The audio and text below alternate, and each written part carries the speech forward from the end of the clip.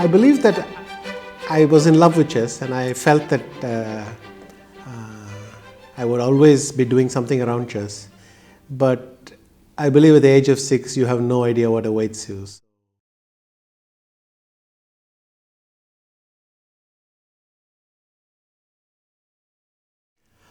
I think it first opened the doors for me to represent India in international competitions.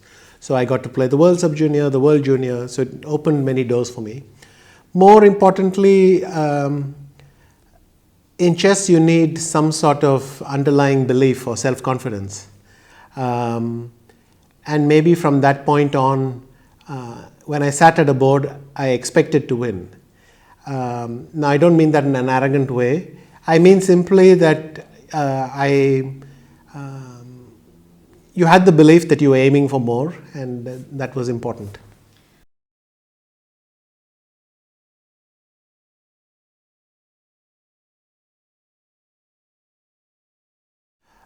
Well, India is the motherland of chess, but we're talking many centuries ago.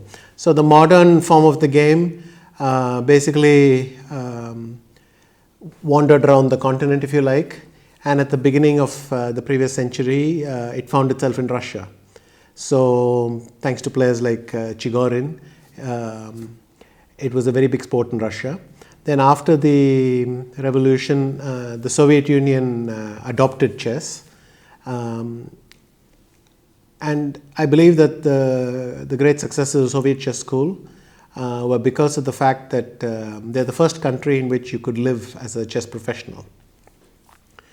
And then the game slowly went to more and more countries. Right now it's a very international sport. If you look at the top 10 in the world, it's well distributed.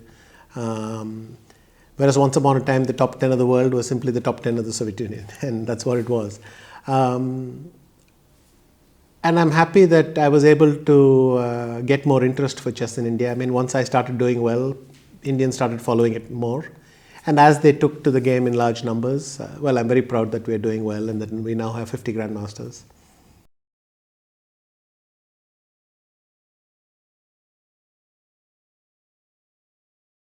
I would say the Indian government provided a kind of framework. So we were accepted as a sport, and then the Indian government would give us some financial support for international tournaments, for tournaments where you represent the country. I benefited from those when we were going to represent India in the Olympiad or various Asian games and things like that. But also partly it's a spontaneous thing. As more and more people started taking to the game, the results started to climb. So there's a kind of evolution of the ecosystem. More people started playing, then more coaches started coming, more tournaments started happening, and in that sense it was a movement. And of course we should credit the government with having set the ball rolling, but mostly it was a fairly spontaneous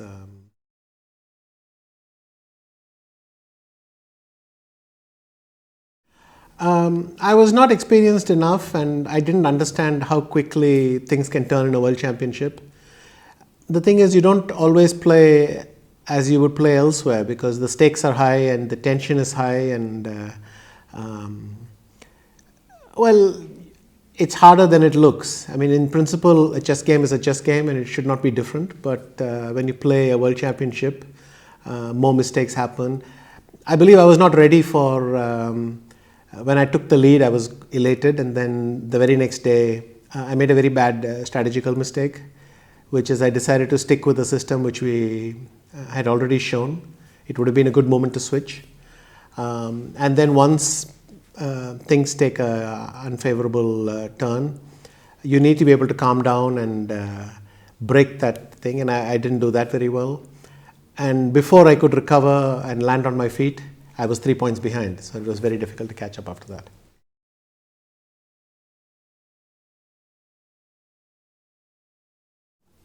He was definitely a difficult opponent. I don't know that he was necessarily my most difficult, because once we played in fact I've hardly ever played him outside of Linares.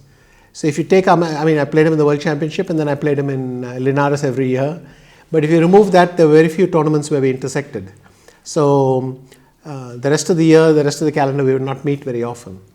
I mean, there's no taking away that my score is bad against him, but I believe that by 2000, 2001, my results were improving and I could have done a better job.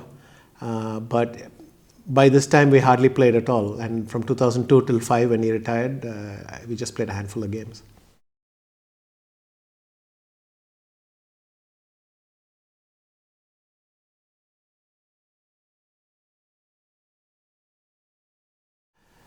I believe that it's very hard to compare people of different generations. I mean, if you asked me overall, I would say Kasparov's results look more impressive, but they are different generations. And by the time Kasparov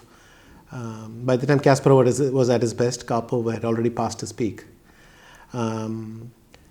So most of the time their careers intersected, Kasparov was the better player, except maybe at the very beginning. But that is the natural state of affairs. He was just also the younger player.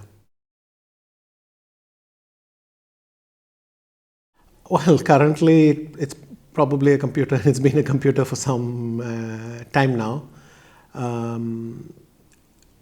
For the rest, well, sentimentally, I always say Fischer.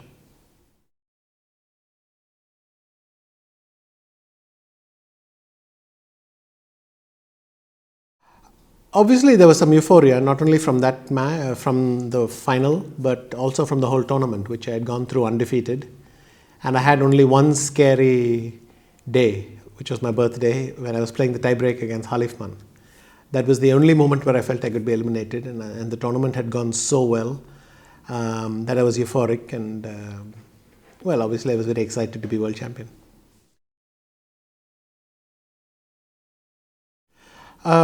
It got a huge response. People had known that I'd been trying for the world title a couple of times already, and so when I finally became world champion, it was definitely big news.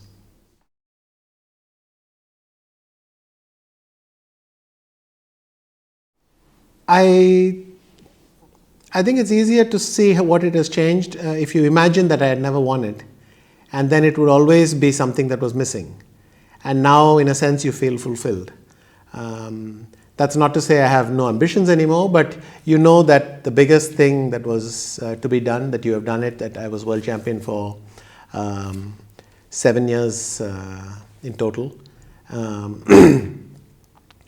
Well, that is a special feeling, and to be called a world champion, that's also nice. I don't know that it was the hardest. In fact, there were difficult moments, of course. Even the easiest looking events, you go through a lot of doubt and suffering. But when I look back, I would say it was one of my more successful events. I was joint leader for almost the whole tournament. Right from the second round, I was one of the joint leaders, and I never had a bad moment. There were one or two difficult moments, but they went well, and I defended well, especially the one against Grishchuk, for instance, in the penultimate round. But it was fairly smooth, as these things go. I think some of my title defenses were much harder.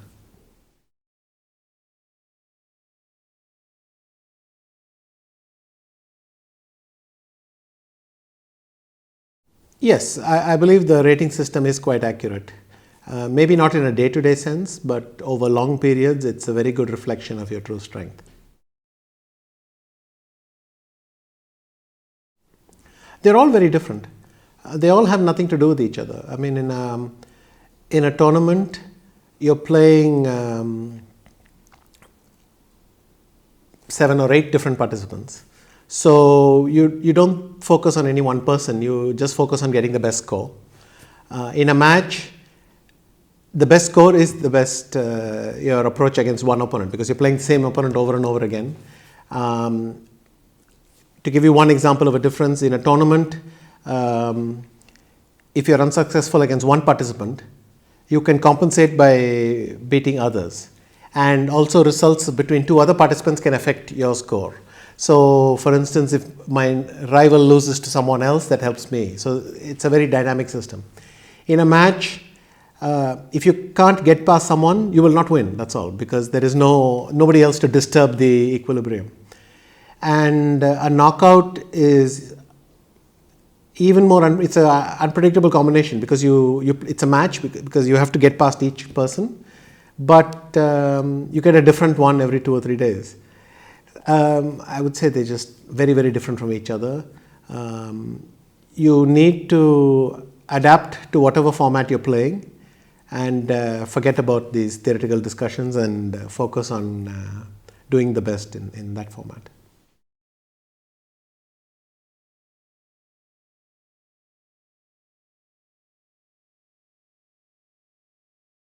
I believe it's the most popular system for fans, for everyone, and even for the media. I mean, there are aspects of it. People, and I have complained myself in the past that the champion had some advantages and this and that. But it has to be said that the match attracts the most attention, and it's the easiest to organize.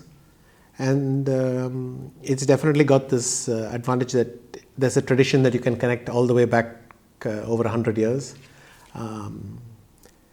But it's a subjective question. My own attitude was I'll play the format that I will play, and that's it. But I believe the match is the one that most people like.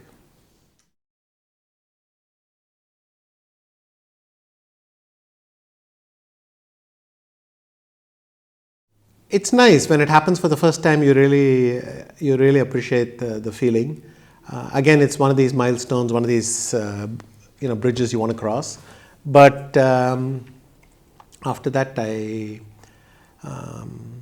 held it for about 4 years, with interruptions. But for about 4 years, I was on and off world number one.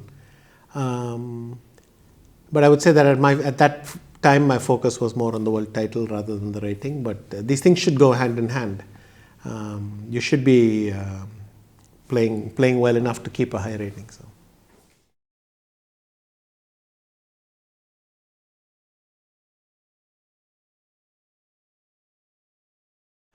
I would like to say no, but I have to prove it. So, yes, I hit 2,817, and subsequently I came to 2,816 in 3 years back. But I would like to, right now my rating has suffered a bit, and I would like to bring it up.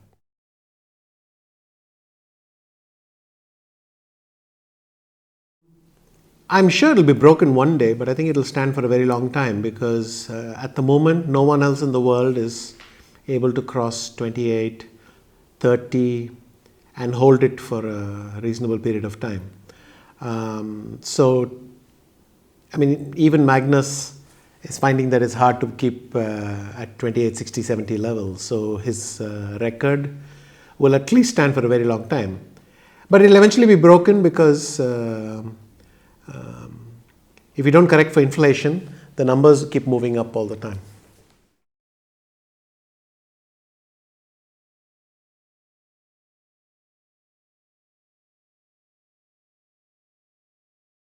Well, both matches were very hard, and I would say the Gelfand match was what could have happened in the Topola match as well if he had not lost the 12th game.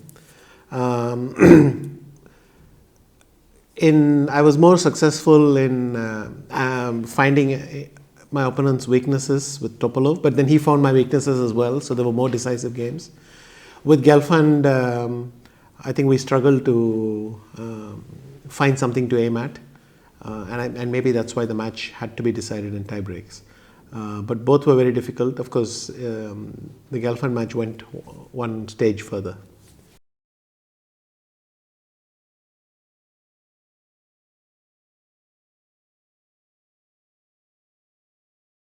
Both sides have to make the arrangements they want in order to feel comfortable. It's hard to say, but I don't think playing in your hometown is any special advantage.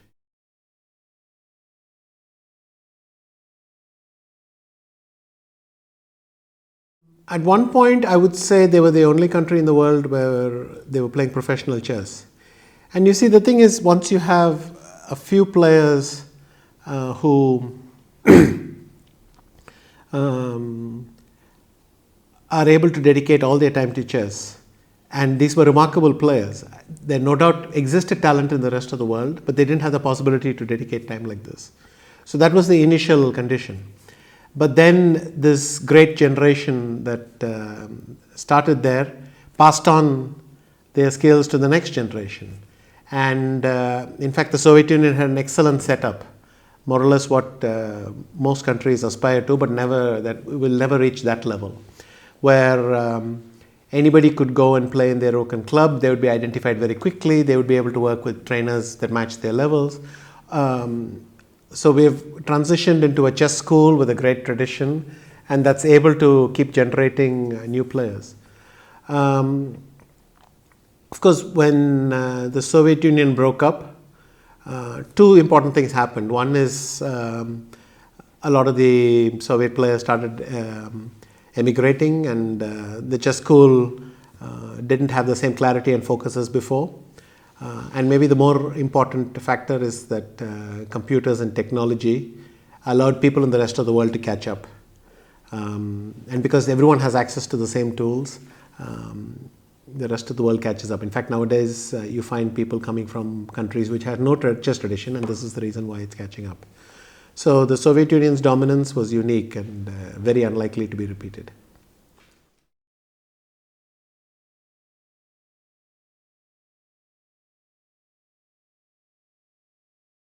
Well, I don't look back very often. It was my worst match, and I try to forget it as soon as possible. I simply did not manage to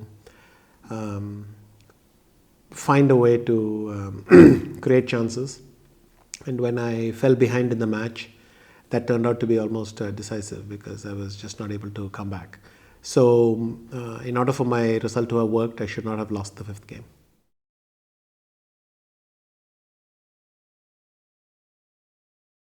Right now, it's very, very competitive with this generation. Taking into account computers and so on, there are a lot of wild cards in the equation. It's tough. I mean, I'm still trying, so I will play in the World Cups and so on, but it's definitely difficult. And I had a good result in the subsequent candidates, but last year I didn't manage to qualify.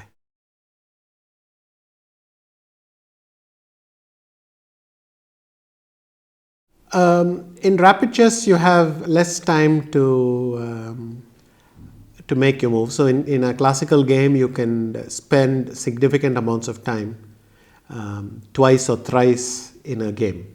So when you have 2 hours, you can spend 20 minutes on one move, and then you can spend another 20 minutes later, and then towards the time control, you can spend another 20 minutes. You know, you can invest a lot of time thinking, and that allows you to go much deeper. In rapid chess, you can have one big thing, or you can have several short things, but in 25 minutes, 30 minutes, that's it. And nowadays, we often play 15 minutes with increment or 10 minutes with increment.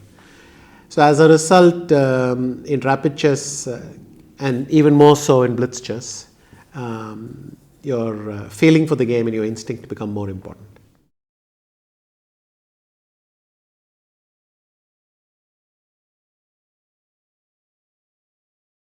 I liked many tournaments. I like, for instance, the tournaments that I started playing in very early in my career still. So tournaments like Vaikanze, Linares for many, many years. These were the nice traditional events. Then I liked always the Frankfurt Mainz Chess Festival. I like to play in Corsica. And recently some very nice traditions have come up, London, St. Louis. I wouldn't say I have a special tournament, and I don't believe that there is a play in chess that there's an advantage in location. But what can happen is that if you have good memories of a city, then you will feel happy there, and this can build up.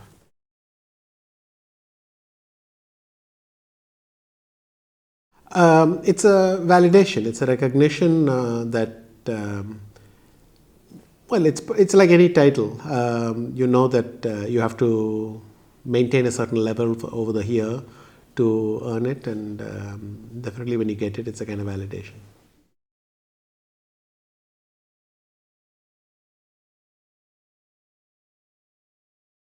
Yes, my wife and me used to travel everywhere till our son was born, because now she's not able to come everywhere like she used to. It was very nice that we could come here because his school holidays have started. So we were able to come together to Georgia, but it's not always possible anymore. But yes, I believe that she played a significant role in my career. We had a good distribution of responsibilities, if you like. She would take care of a lot of things so that I could concentrate on the game, and these things helped. But it's also being with someone that you feel comfortable with. Do I believe in them? I am aware that they probably don't make any sense. But when you're tense and there's a game about to start, you can believe anything. I will use the same pen, I will use the same entrance, I will come from the same side, I will wear the same jacket. I mean, everything. When you're tense and you don't know what is going wrong, then your head behaves differently. That's all I can say. I will not try to explain the logic, but you feel edgy and you don't want to disturb anything. Well, Queen is one of my favorite bands for sure. I wouldn't say Raj Kapoor. No, I was surprised that Levon Aranyan knew of him, but then I realized that in the former Soviet Union, the movies had a lot of presence. I would say more that I grew up with actors from my area, so people like Rajnikant, or a bit before, let's say MGR or Shivaji Ganeshan, were more the sort of actors I followed. Most of the time, in the morning, we wait for my son to get ready to go to school. Then he goes off to school. I will go to the gym, or try to get some physical exercise done. And then the rest of the day at home is just fairly relaxing. I will try to get some work done, spend some time with the family, things like that. So obviously, I try to enjoy the routine at home more, because when at tournaments, you're working. I have no idea, because very early in my career I got into chess, very early in my life, and I never had a moment when I really thought about another career. I might have followed my father and brother's footsteps and gone into engineering or something like that, but honestly I hardly had to think about it.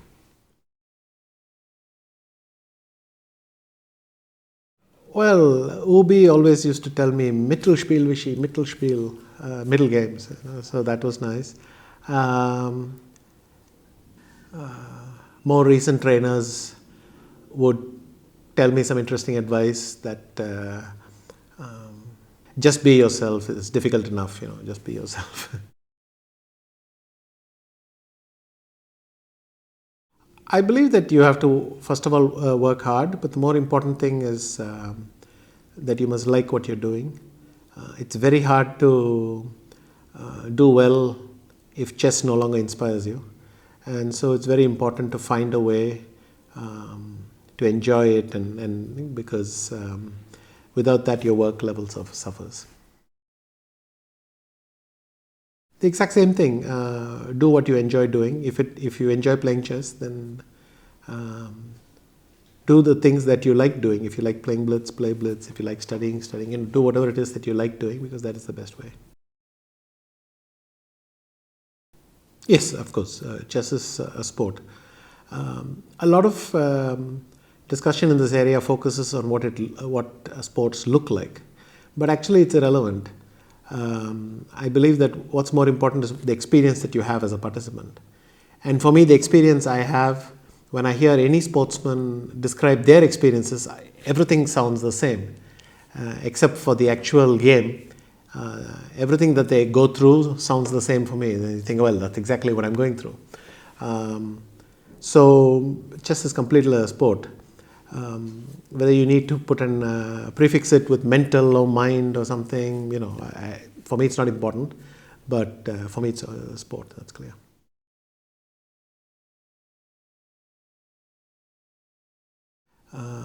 My experience with Georgians have generally been that they're very friendly and very hospitable, and I could experience this already during the World Cup.